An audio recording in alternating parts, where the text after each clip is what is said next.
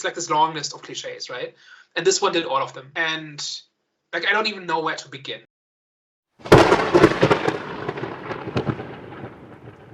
Hello everyone, welcome back. We are back. The Eye of the Storm. I'm here with my boy Daniel. Hey. Daniel, before we get into the main discussion, best recent thing you've seen? This week, I'm continuing my Family Guy rewatch, currently on season 11. So that's eating up a lot of my watching time. It's really interesting to see because it started in 99 and it's been running throughout all the 2000s and 2010s and up to now. And it's really interesting to see the humor change, and it's commenting a lot on current events, right? So if you just kind of speed run it and go at a season every couple of days, it's a really interesting kind of time capsule. But the best thing I watched this week was Police Squad, which is a classic, and I think lots of people have heard of it. But it's basically, if you've seen like The Naked Gun or Airplane or Top Secret, like those kinds of spoof comedies, this was basically a show that kind of was a prototype for a bunch of these. It's like a slapstick comedy show from, I want to say, the 70s, where it's basically about, like, each episode is a different case, and you've got police officers investigating different cases, but it's all just an excuse to make a bunch of jokes. And it's very funny, and it's very classic, and it's a lot of fun, and it's not that easy to get, unfortunately. It basically lasted 5 episodes, and TV audiences rejected it because it was too subtle, apparently, for 1970s television. And it's silly and juvenile humor, but it's very funny. Okay. Cool. What's it called again, sorry? Police Squad. Police Squad. Cool. I saw a French film. The French spider film, actually. It was really good. I was surprised how good it was. It was called Infested. Pretty much some guy who likes animals. He didn't steal the spider, but he bought it off someone. Yeah, he bought the spider off someone, and then the spider ended up escaping inside his room, and then it pretty much ended up reproducing, and now everyone in the residents in the block of flats are literally they're battling against a bunch of spiders now. So it was a fun film. It was definitely fun. It's called Infested. When was it made? I'm not. Was it this year? No, last year. Last year, okay. And that sounds a bit like the premise to about 50 horror movies. Is there anything about it that's special or that stands out? It's French. It's French. There was Does that change the kind of horror it is? Or is it horror? It wasn't really horror. I don't know if it didn't feel horror. It felt like more of a thriller. I don't know what its official genre is, but it felt like a thriller. So it didn't really feel like a horror at all. In terms of if there was anything different, I don't necessarily think there was anything different with this one. There was like the whole comedic tone to it, which I surprisingly liked, especially with the character interactions and relationships. I definitely liked how it developed, and the kills as well were very kind of like hard to watch in terms of the people that ended up dying. I was like, damn, that person died as well. In terms of like if there was anything different, I wouldn't say there was. It was just a fun film. I wouldn't say there was nothing different in comparison to other films that we've seen, but it was a fun film. And it's French, so So it's a classy movie about depressed spiders. Or in what way is it French? Nah. Funny enough, where did they steal the spider from? The spider came from like a country in the Middle East, and then I think they illegally brought it over, and then someone ended up selling. You know when people sell things to you at the back of their shop? So it wasn't illegally. So yeah, he like it's an exotic pet kind of thing. Exactly. So he illegally bought this spider. So yeah, I don't think there was nothing different about this one. It was just fun. Okay, sounds good. But now the main event, the main discussion. All right, The Strangers, Chapter 1. Jonathan, what's your take? Oh man, Daniel, The Strangers, the original version, 2008. Was one of my favorite movies of all time. Horror movies of all time. Definitely top 3.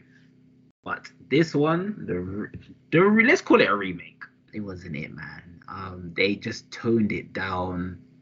And I know why they toned it down. This is my theory. Because they tried to make it accessible to a bigger audience. The first one, the original, was 2008. The age restriction for that one was 18, I believe. This one was 15. And I could even say this one felt like a 15 film, to be fair. That's a lie. You could tell that this film was definitely intended for I would even say you could say it was intended for the teenagers. I don't think teenagers are this brain dead, to be fair. Like, I don't know what the teenagers are like anyways, but still, this film just wasn't it, man.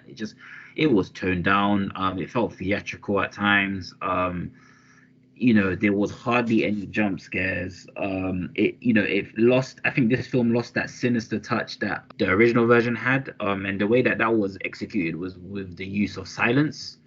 This one, background music, like the cliches when it comes to like the type of background music that you use, it just felt overbearing at times. I was like, why are you using the background music for this scene? If you watch, especially, okay, we're not even in the spoiler section, but there's a scene where, for me, it was so prolific, right? Where it was just pure silence. Whereas this one, they use background music. I just said, what the flip? Like, this felt like a scary kids film. It felt like a scary kids film. I was just so disappointed. But like I said, it was one of my favorite movies toned down. I don't know why they did it, but they did. I wasn't impressed, man. I was actually devastated. Because when they ruin like one of your favorite memories, that's what it felt like. They just crushed one of my favorite memories with this film. And don't get twisted, this movie wasn't terrible, but in comparison, like I said, in comparison to the 2008 version, it just wasn't it. They just made it worse.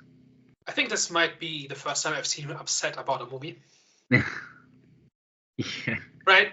Like I've been there more than a few times, but normally for you this is rare. Yeah, because when I saw the trailer, I didn't understand why they did this again. I felt like this didn't have to be touched, because I remember so previous to this there were Strangers 2, which came out in 2018, I believe. That movie wasn't too great. I'll be honest with you, it wasn't too great. So I thought, okay, you know what? The way that that second film ended, I thought, oh no, actually thought no, the way that film ended, one of them was still alive, I believe, in the second film. So they could have continued it, or they could have created some sort of backstory as to why the strangers were on a killing spree. But yes, I don't know why they created a whole remake, because this is pretty much what it was a remake. So I said, okay, if they're gonna create a remake, then clearly they're trying to create like a continuation, as in they're trying to create a whole franchise around this, especially because it says part one. So okay, they've got an idea of where they're gonna take this. Cool, but and when I saw the trailer, it didn't really look too great. But I said, let me just give it a chance. One of my favorite movies of all time. Let me see where they take this, and they just didn't do anything with it. They just, like I said, they sourced it down, man. They turned it down. They just made it more theatrical. It wasn't great. So I haven't seen the other Strangers movies. I actually ordered the Blu-ray for the original 2008 one, because every review I read compared this one unfavorably to the 2008 version. Basically saying it's the same story, but the 2008 version is just better in every way. So I'm looking forward to seeing that, and maybe it will be my best thing next week. But unfortunately, I wasn't able to see it before this, and actually hadn't heard of it until about a week ago or so. So this seems to be a bit of a hidden gem as well, where not many people have heard of it, but people who have seen it generally, for the most part, say it's brilliant.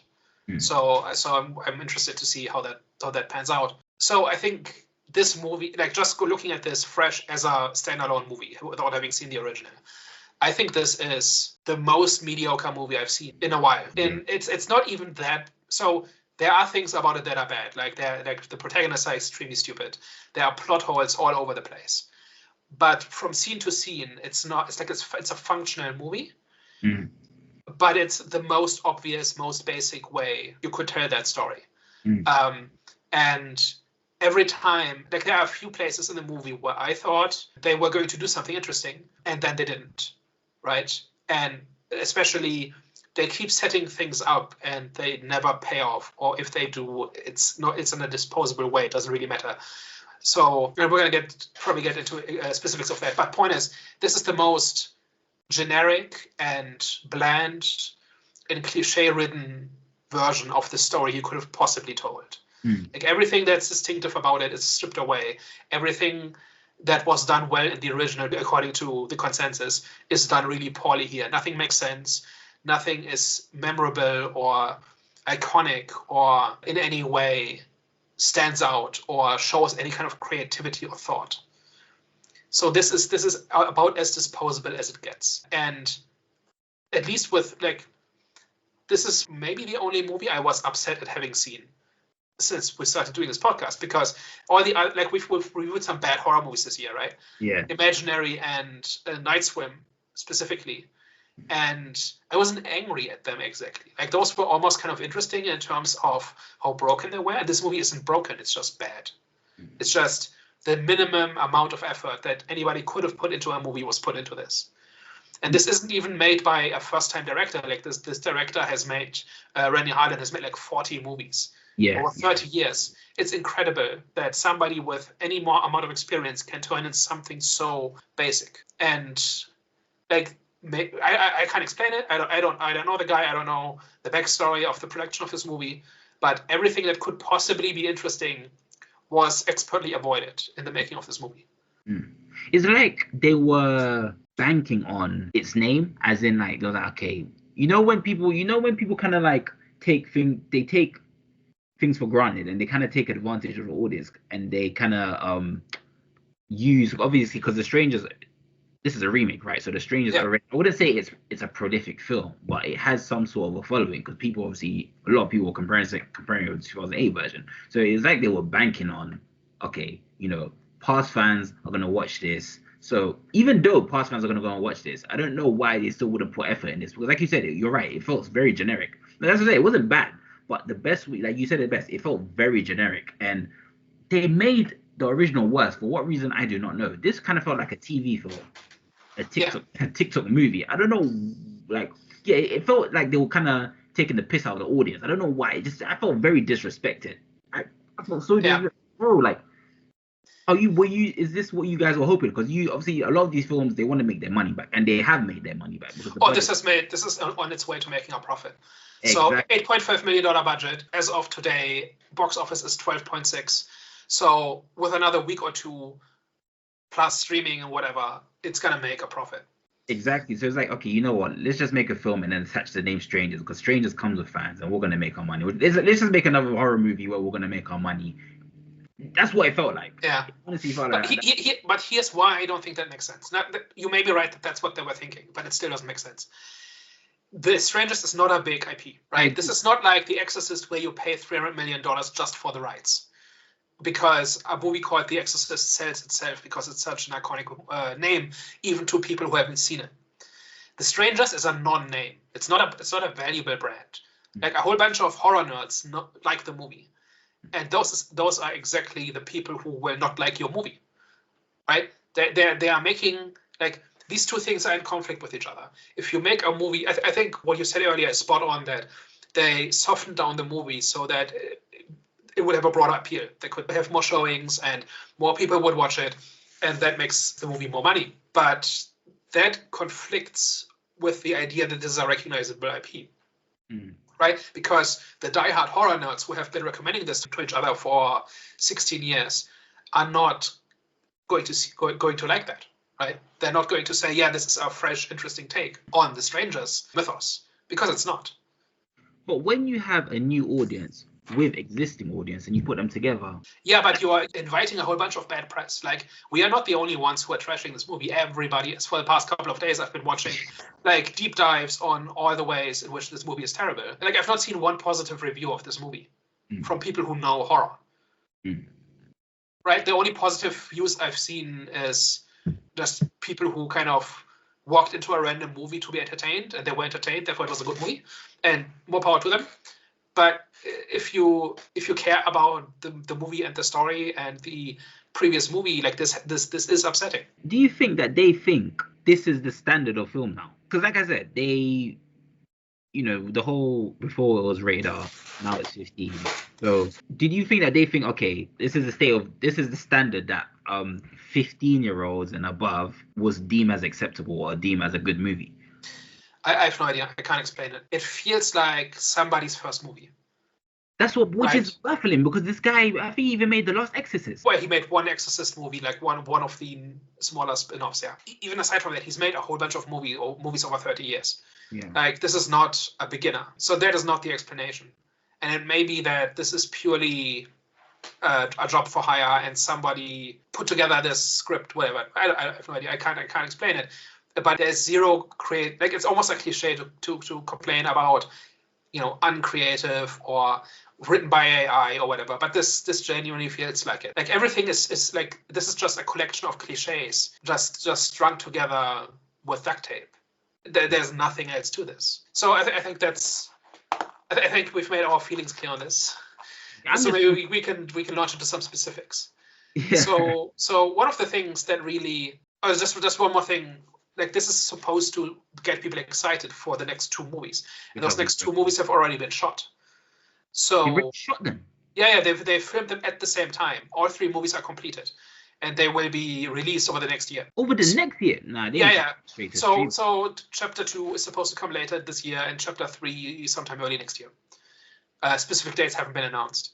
And I think they were even both supposed to come out this year, and they've been both moving back a little bit. Whether that's because of the negative reaction or some other reason, I don't know. But and this was just a quick cash grab. It has to be. I don't think. No, this is an attempt to create a franchise. Like, they're probably saying the last one was 20 years ago.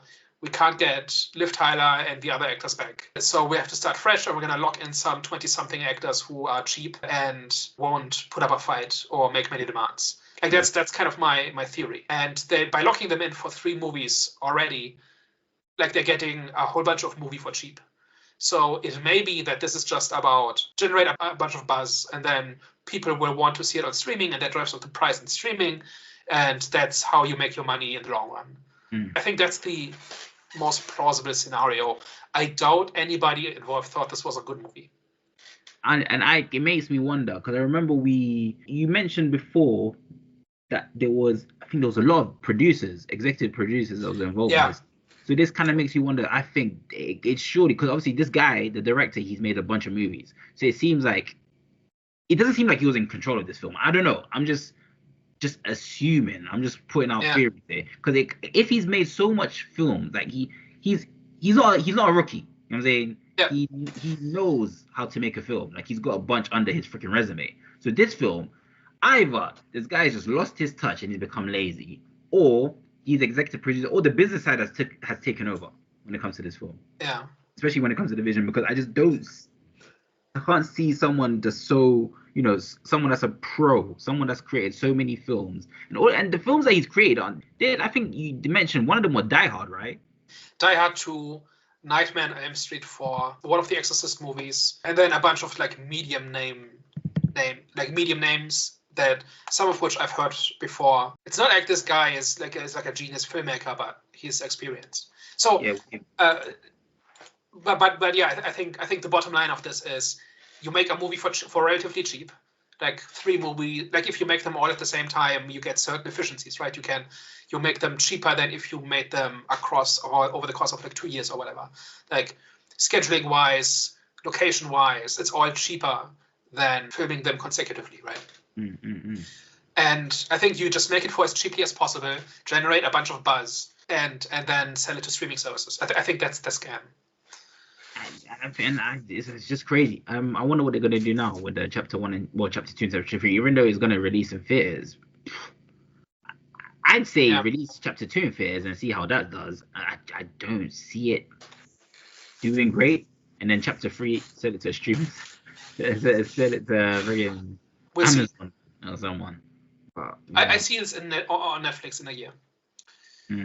Something like that. Yeah. So maybe let's launch into the movie. Okay, you know what? You've been negative about. What would you say that you liked?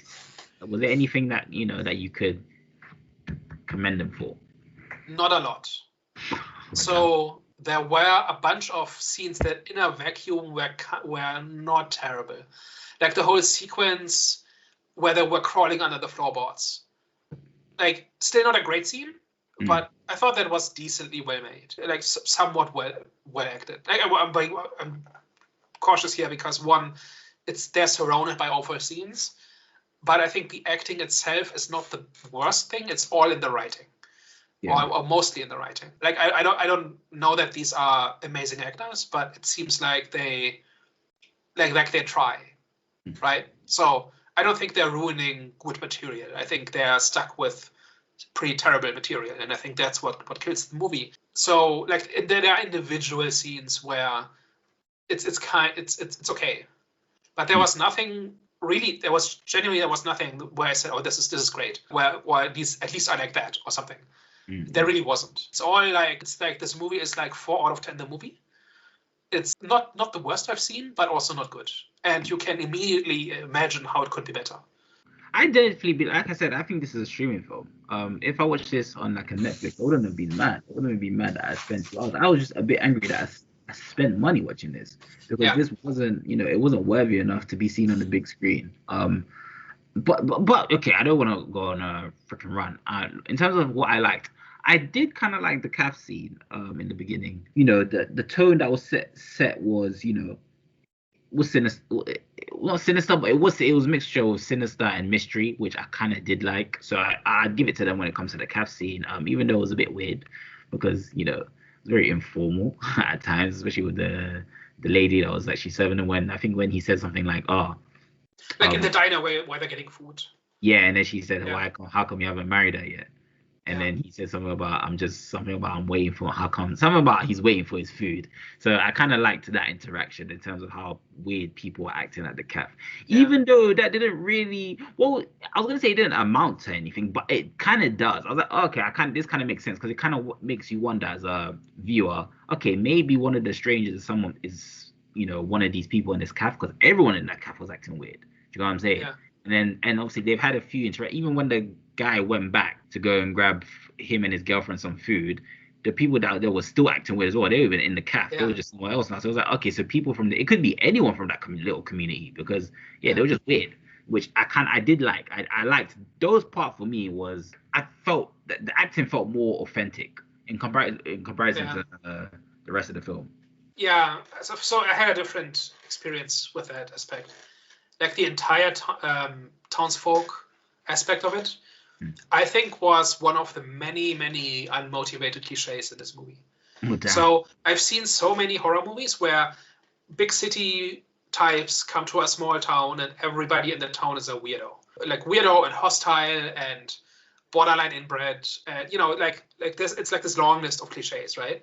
And this one did all of them. And I don't even know where to begin. So first of all, this is a movie about a home invasion and about stranger danger, right? This idea that it's completely random. There's no rhyme or reason behind the violence. It just happens to you and it kills you or it ruins your life, whatever.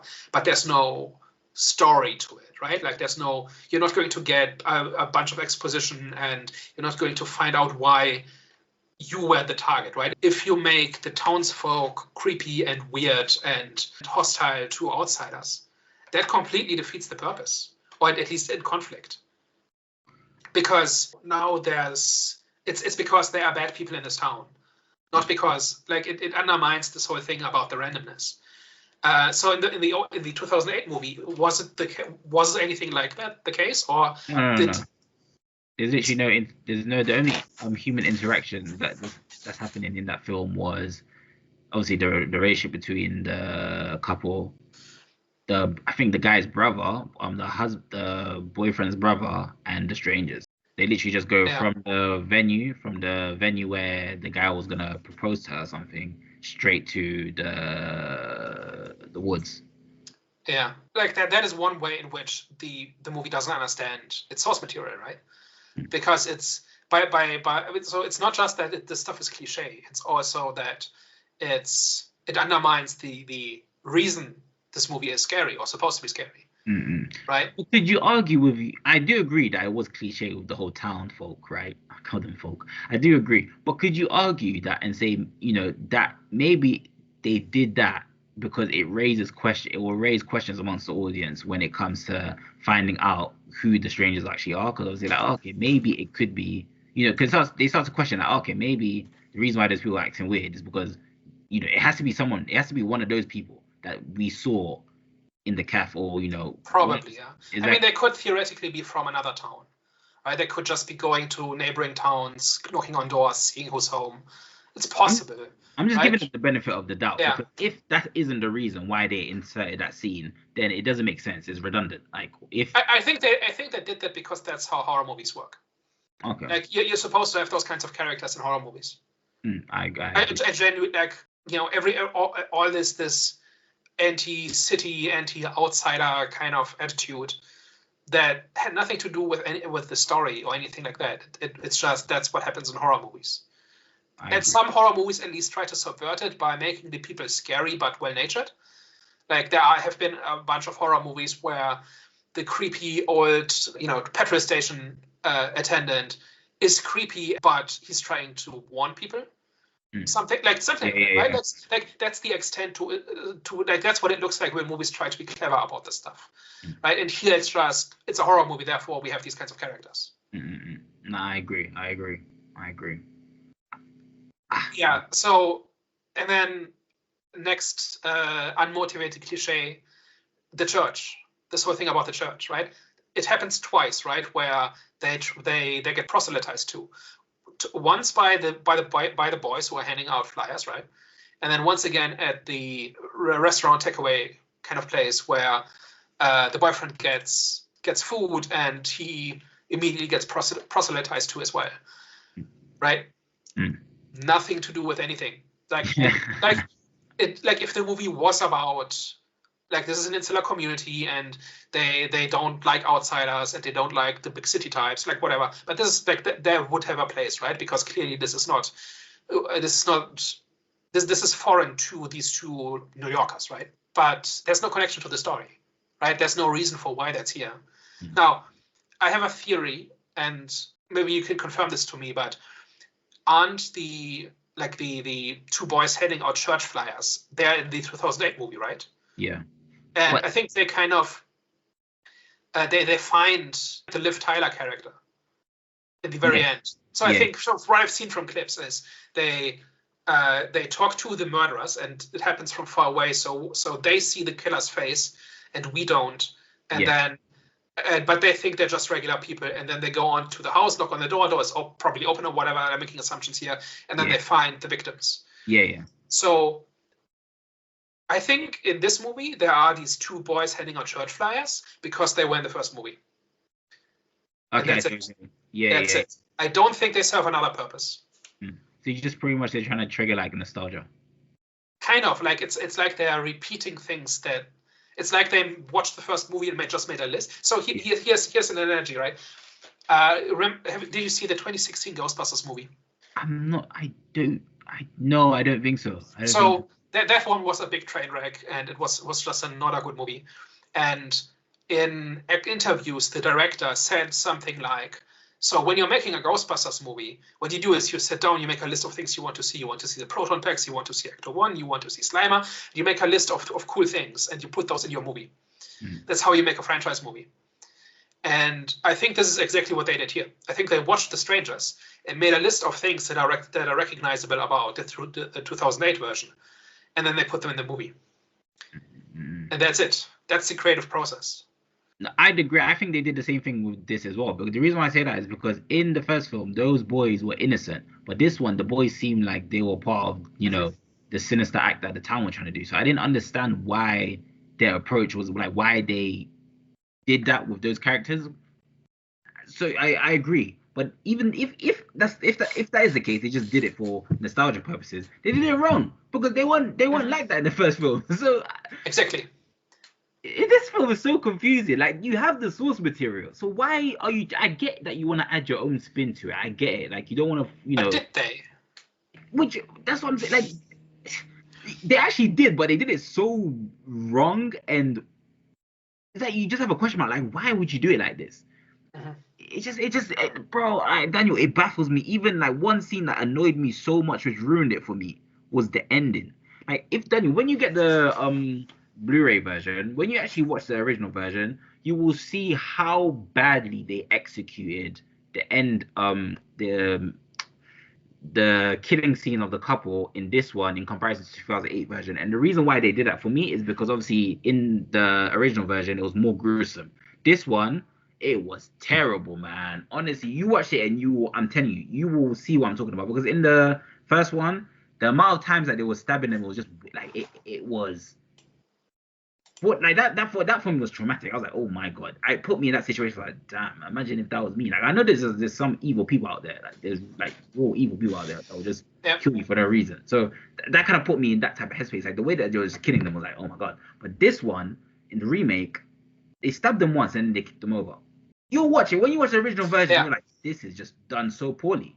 Like it's not even toned down at this point. It's just let's ruin it. That's Yeah. I'm getting a picture. But yeah, it's not surprising me that you say this. Mm. So another thing where I think they did the same thing is in the movie when the killers start making their move and Maya and Ryan hide in the bedroom.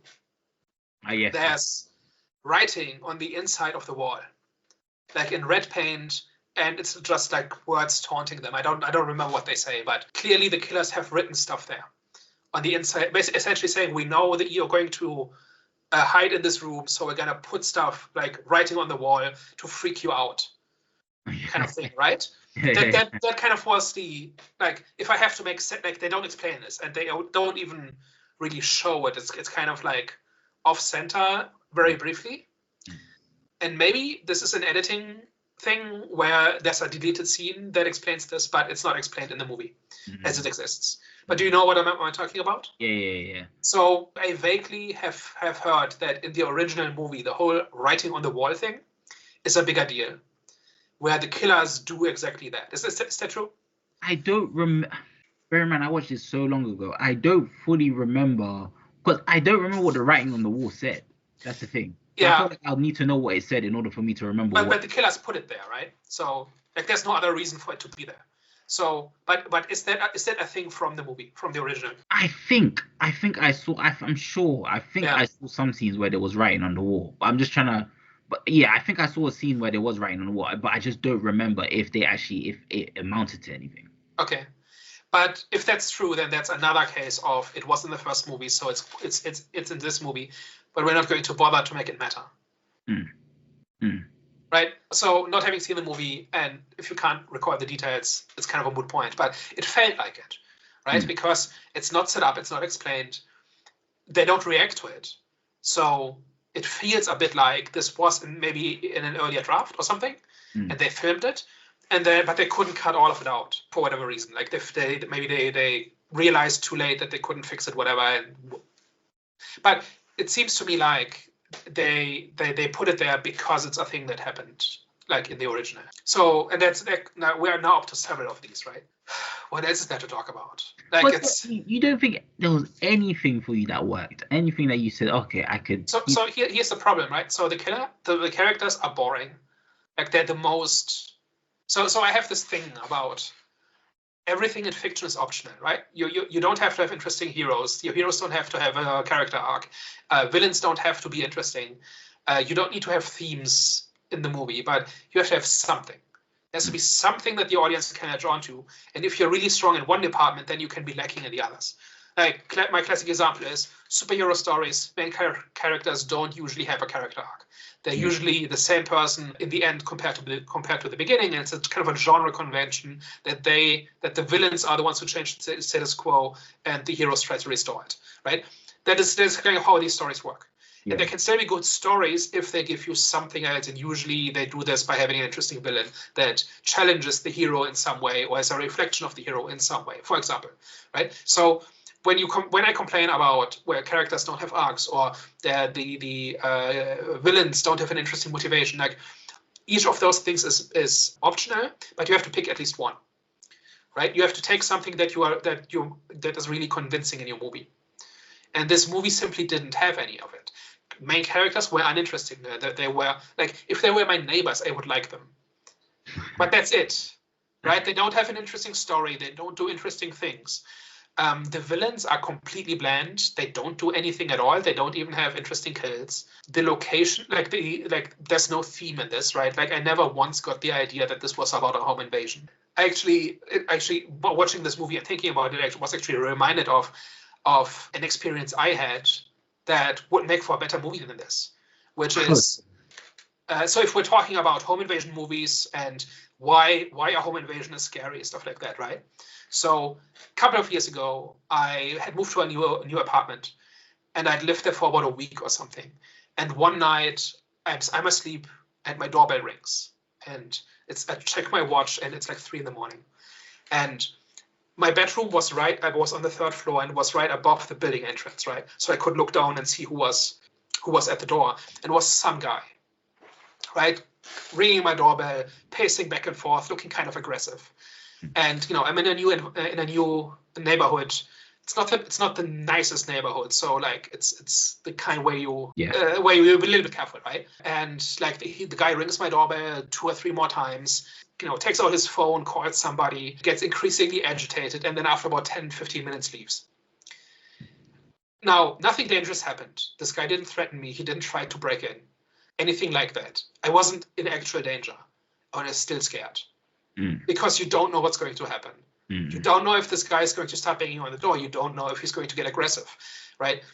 So whatever, right? So what did I do? Like I double checked that my door was locked. I got a knife from the kitchen, put it on my nightstand just in case he comes back. Right? So it took half an hour to calm down, and eventually I went back to sleep. And I was kind of a little bit out of it the next day. Imagine, like, that was my reaction to not having a break-in. Yeah. Right? Now imagine having a real break-in. Like, the place that is your home is no longer your home. It's no longer your sanctuary. You're no longer safe there. You can no longer relax there. Like every sense of safety and protection that you have, that you gain when you close that door and the rest of the world is locked out, that is no longer true. That is why a home invasion is scary. And that is why this movie, like a movie about that, is scary and unsettling. Because we've all been in the situation where we're not quite, we don't feel quite at home in our homes anymore, right? So at no point did this movie ever touch on that idea, like in the slightest. They you know what it is? They try to do it. And one thing, because I won't say I disagree with you. I definitely hear what you're saying, but I think they did try to do it with the whole, what's the, in the beginning where knock on the door and then they open it and then it's one of the strangers where they're asking is thing home, and obviously that was decently creepy. Like if we have to scrape the barrel to find something decent, like that was a decently creepy scene. Exactly, which by the way was executed much better in the first one. This one, I think I'm surprised. They overdid it. So I definitely hear what you're saying. I think they did, because the reason why I'm kind of like, I understand what you're saying, but at the same time is because the material that was used in this one is obviously from the original, and in the original I felt the sense, I didn't feel the sense of fear of a home invasion in the remake, but I did feel it in the original one. And obviously in the beginning with the whole knock on the door, that does happen in the original as well. So, and I felt the sense of, damn, like, what the hell was happening? Like that was weird. I feel like someone could, it feels like a setup. It felt like a setup, and someone could break into the house. So I did feel that with that one. That's why I don't disagree with what you're saying, but at the same time, I felt the fear of my home being broken into with that scene where the girl's asking, is someone home? I forgot the name that they used. It's Tamara home, yeah. Yeah. So you didn't feel that when you saw that scene? Well, I mean, it is a little bit creepy, right? But so and this is kind of step one in that kind of thing, right? Like people call your home, or they knock on your door to see if somebody will open, and if nobody opens, then they rob the place. So like that all makes sense, but that isn't the whole thing.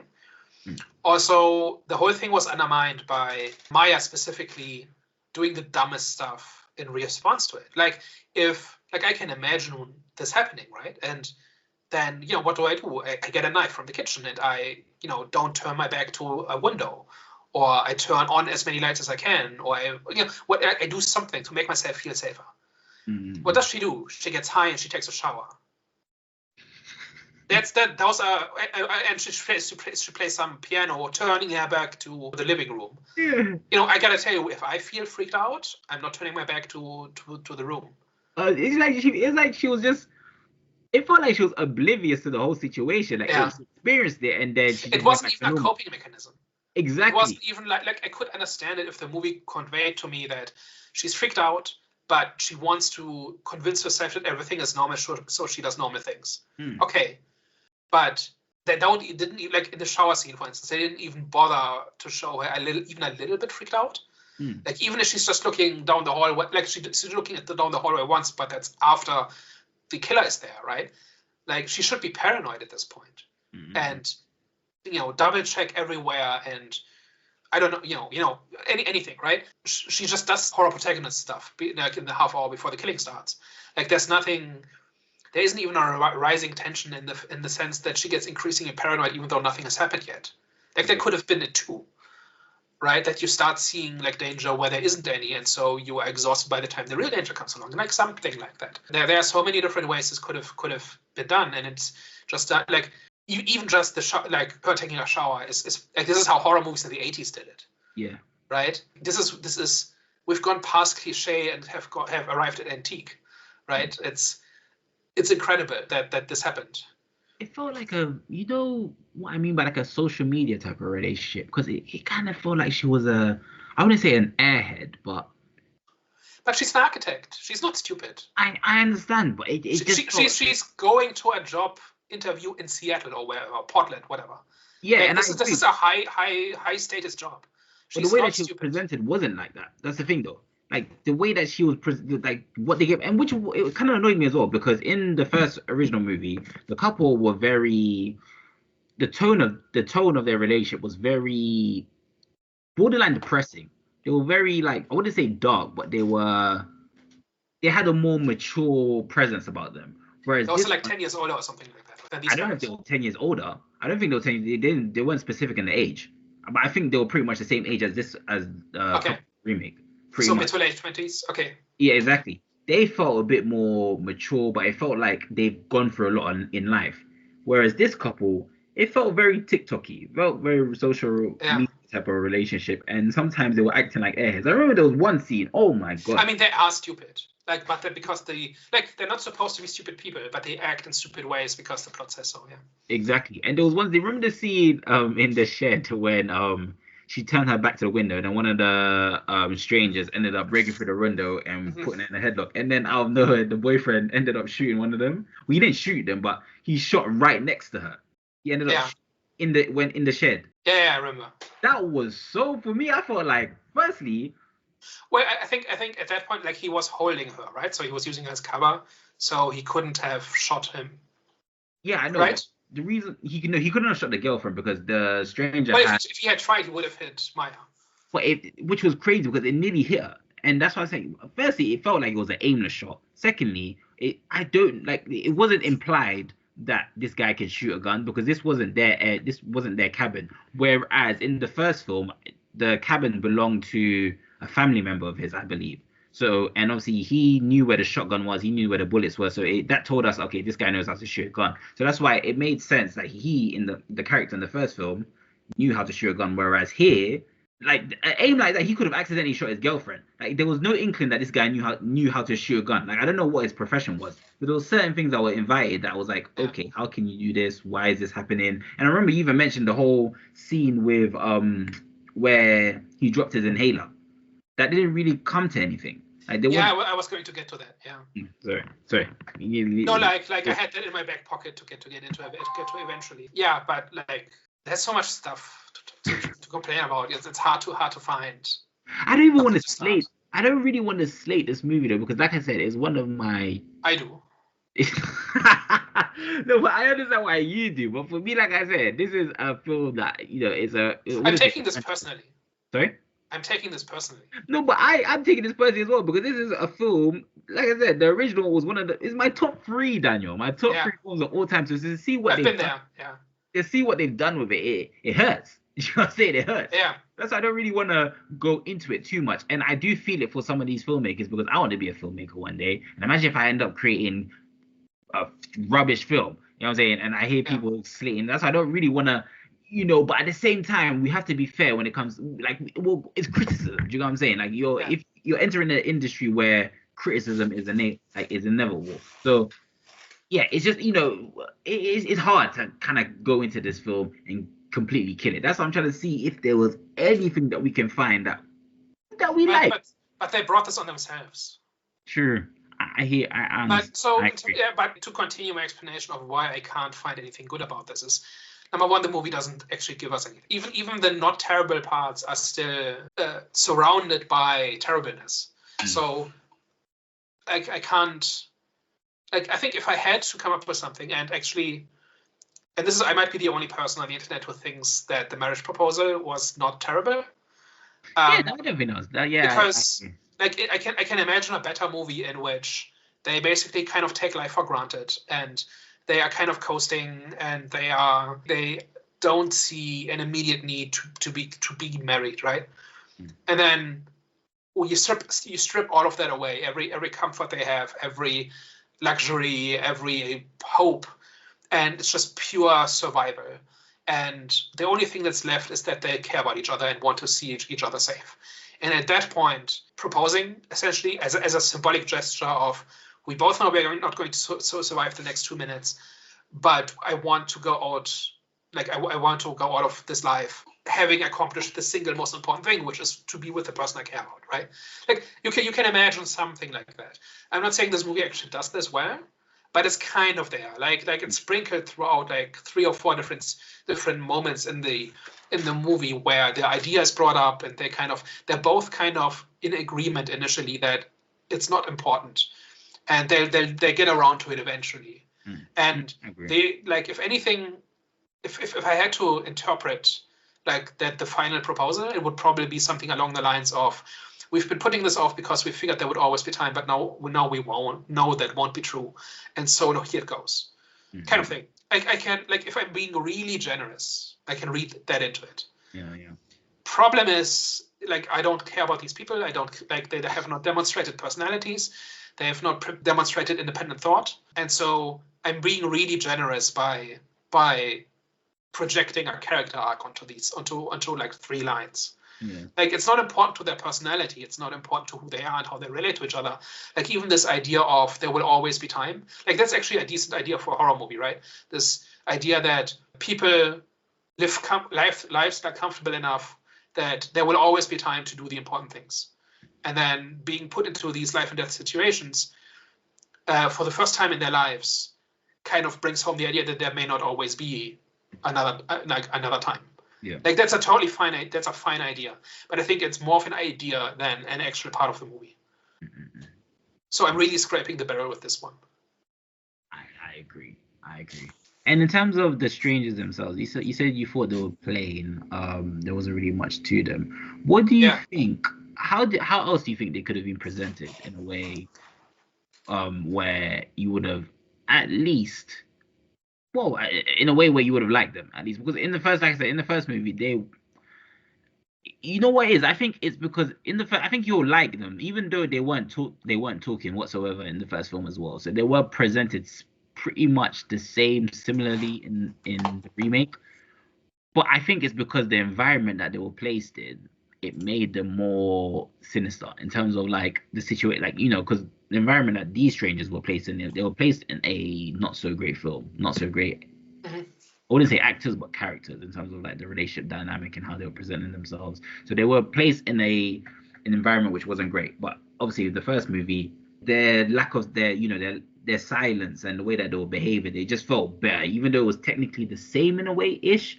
The scenes were different, so they were in different locations, and they executed their kills in different manners. So, but yeah, what do you think in terms of like the strangers here? Why were they so boring to you? Was it because they weren't speaking, or? So, looking at the cast list, right?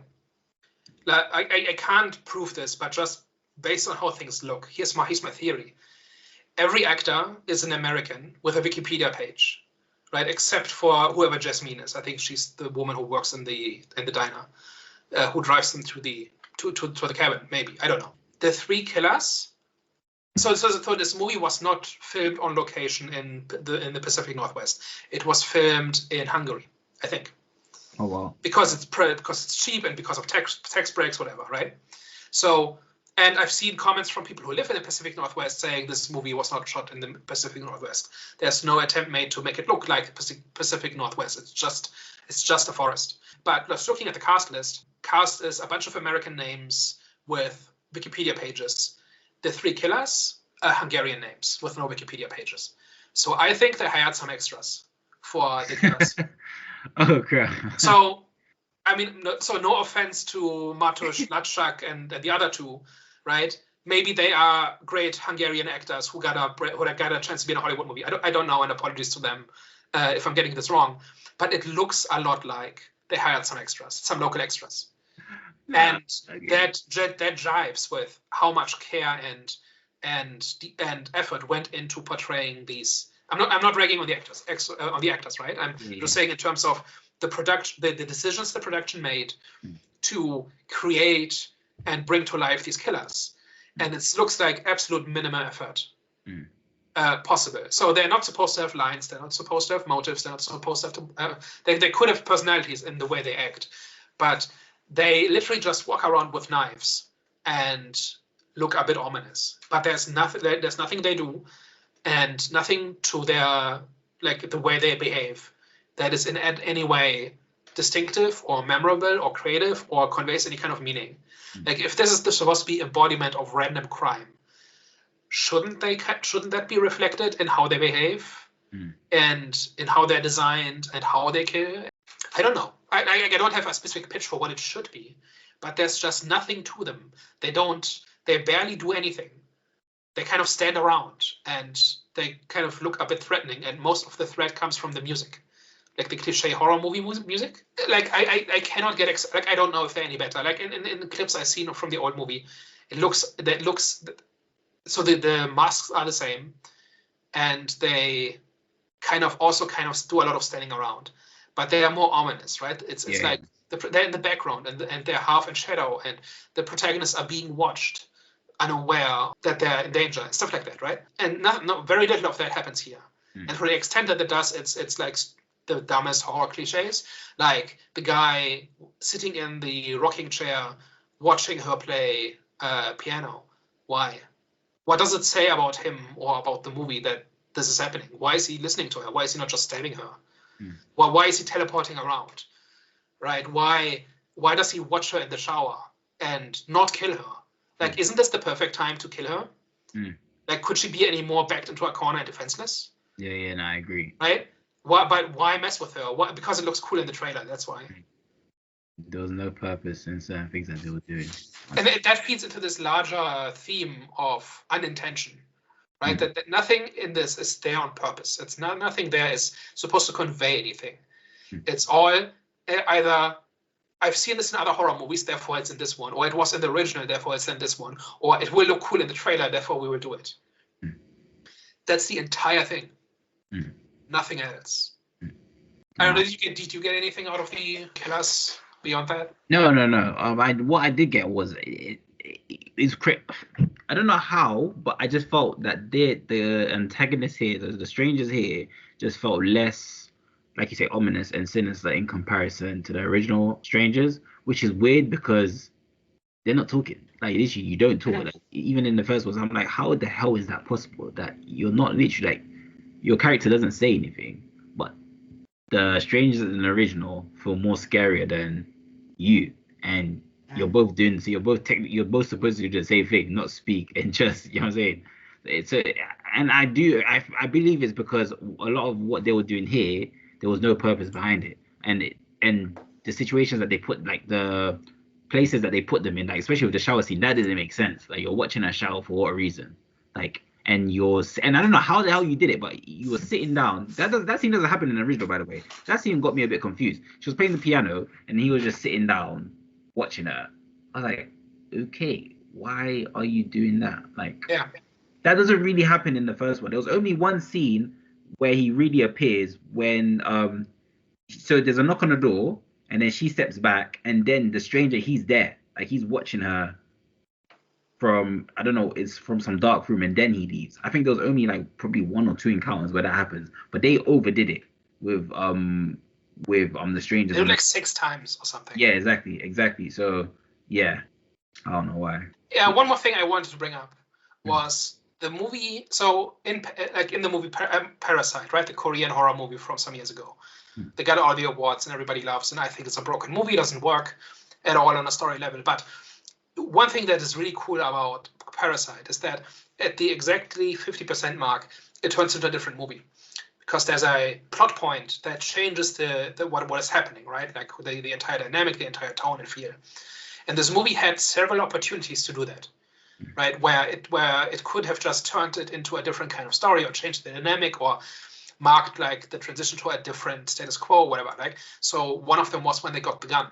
Another one was when they left the cabin. There were several different opportunities for them to change what was going to happen. And every time they squander it, like them having a gun doesn't change it. They have a chance to kill one of the strangers, and don't do it.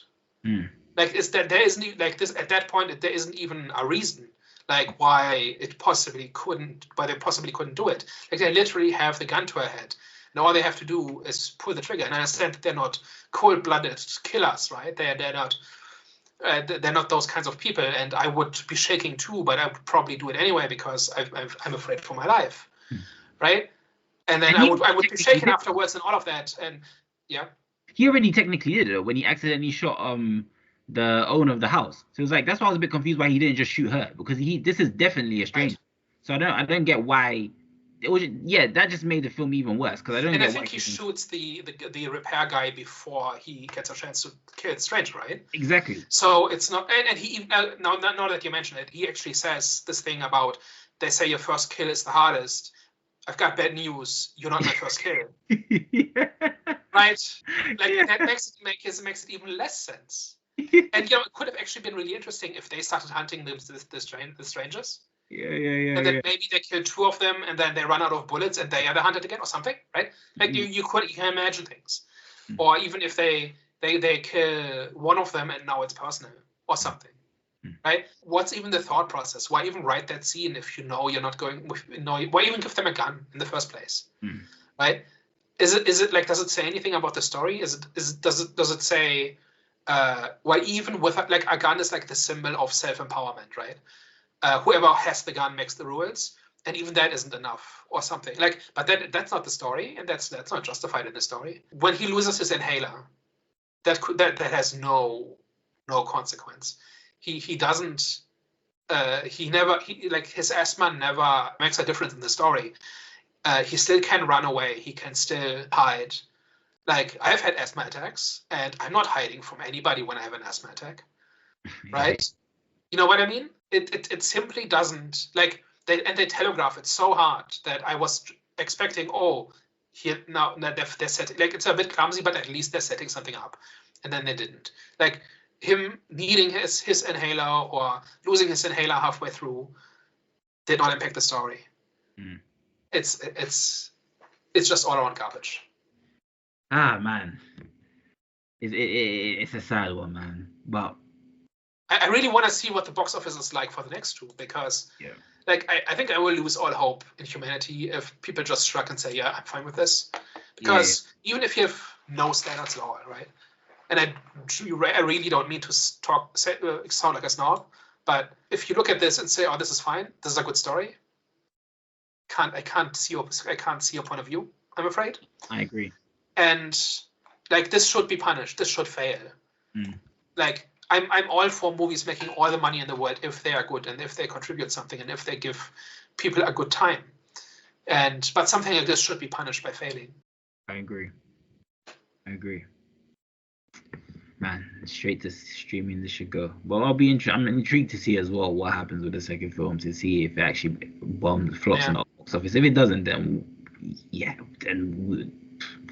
we're giving these film productions reasons to continue on giving us mediocre. Yeah, if this is a less risky move than making a proper movie, like The Fall Guy is I think it's a great movie. I think I liked it more than you did, but it's a proper movie, right? It tells a story, it has charm, there's stuff happening in it, it has ideas, and that movie lost money quite a bit. Now you also can't make The Fall Guy for 8.5 million. That's another side of it. But like, if you are an executive, which of those two would you rather gamble your career on? Okay. Right? Like, it's The Strangers. It's The Strangers every time. Right? Yeah, The Strangers, because obviously less to make and just less risk. So you're Yeah, 100%. no And risk, right? This is guaranteed to make money. Like even if it makes, even if it stalls out like 15 million, which it won't, there's still streaming and whatever else, and TV and Blu-rays and whatever.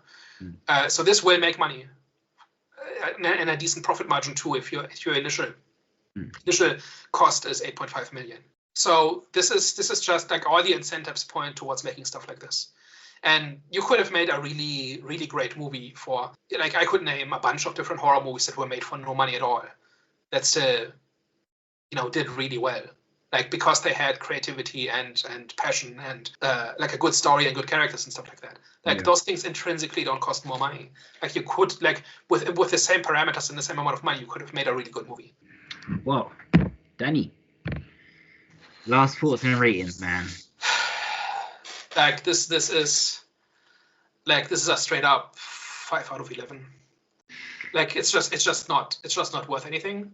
Like it's better than something like Madame Web just by virtue of being a functioning movie. And it's like, if all you want is some noise on your second monitor for 2 hours, then by all means go ahead.